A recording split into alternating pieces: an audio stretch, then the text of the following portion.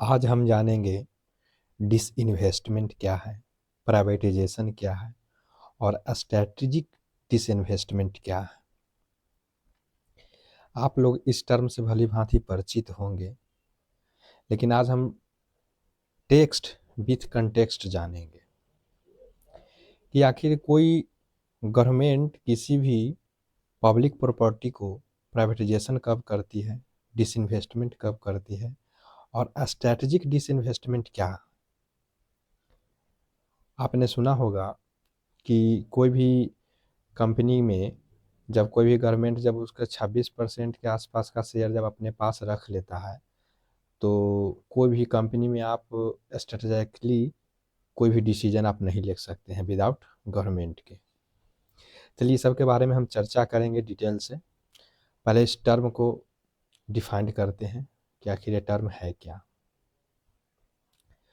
और उसके बाद एक बहुत अच्छे एग्जाम्पल के साथ हम इसको समझाने का कोशिश करेंगे एकदम सिंपल वे में, ताकि आसानी से समझ में आ जाए।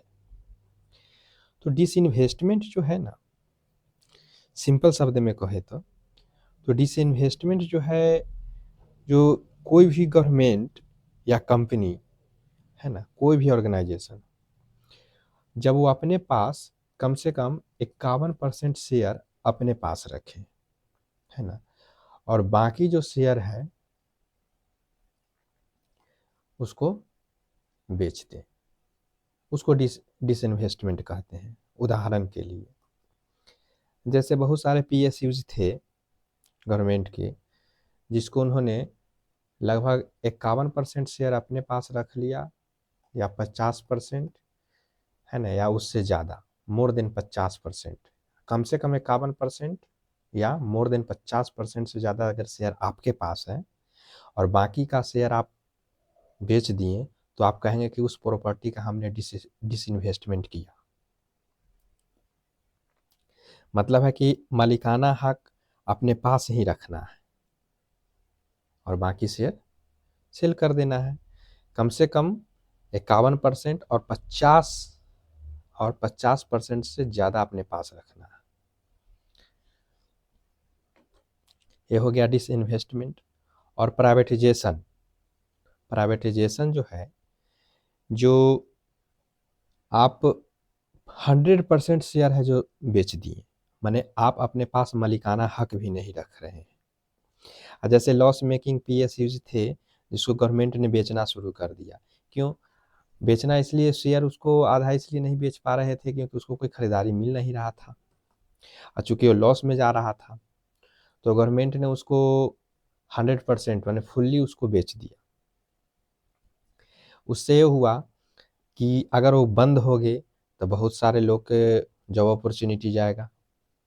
अगर कोई प्राइवेट कंपनियां या कोई प्राइवेट ऑर्गेनाइजेशन उसको होल्ड कर लेती है, तो उसको फिर से सस्टेन कर सकते हैं, है ना, उसको फिर से रिवैम्प कर सकते हैं, उसको डेवलपमेंट कर सकते हैं और फिर से वो रन करने लगेंगे। ये प्राइवेटाइजेशन हुआ। और स्ट्रैटेजिक डिसइन्वेस्टमेंट क्या है? ये बहुत ही महत्वपूर्ण टर्म है दोस्तों। जब गवर्नमेंट फुल्ली लॉस में चल रहे पीएसयू को या कंपनी को फुल्ली बेच देती है किसी प्राइवेट के हाथों, ताकि उसे वह टेक ओवर करके उस पीएसयू को रिलाइफ दे सके, है ना। और इससे government,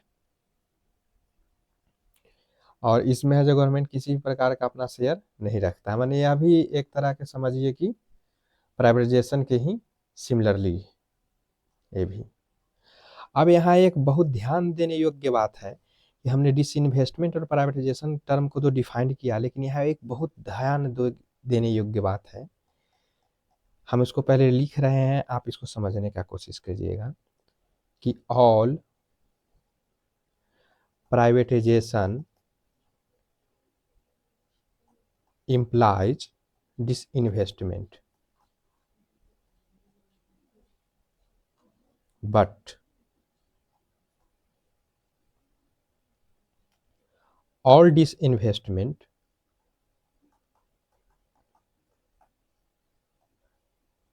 do not implies privatisation. ये बहुत ही महत्वपूर्ण बात है दोस्तों।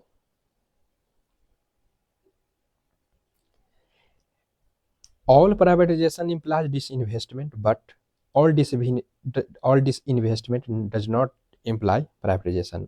और प्राइवेटाइजेशन और डिसइन्वेस्टमेंट में मूल अंतर क्या है हम आपको बता चुके हैं।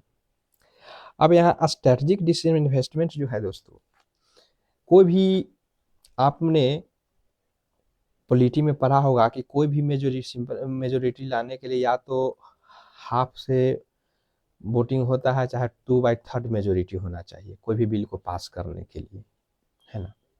जानते हैं पार्लियामेंट का ये रूल है।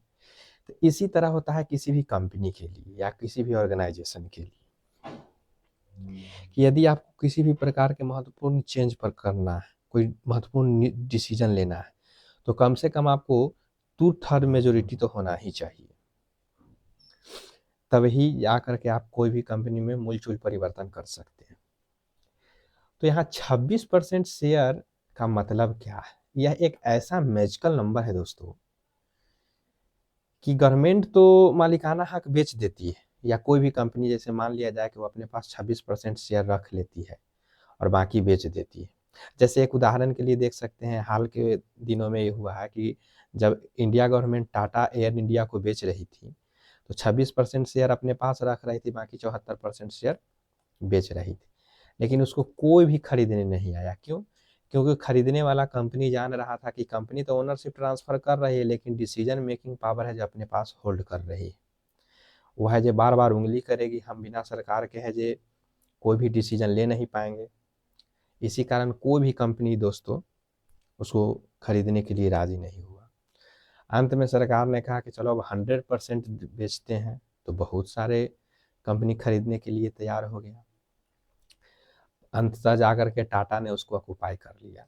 तो 26% एक ऐसा जादू है दोस्तों, मैजिकल नंबर है, कि आपके बिना कंपनी में कोई भी डिसीजन पास नहीं हो सकता है। जब तक आपको राजी ना होइएगा, जब तक का कोई डिसीजन पास नहीं हो सकता। तो 26% शेयर का ये अर्थ है। और बहुत सारे जैसे लॉस मेकिंग पीएसयूज थे, जैसे कि बीएसएनएल, विदेश संचार निगम लिमिटेड जो था, उसको टाटा ने ऑक्युपाई कर लिया। एयर इंडिया को टाटा ने ऑक्युपाई कर लिया। मालको, बाल्को, ये सबको वेदांता ने ऑक्युपाई कर लिया।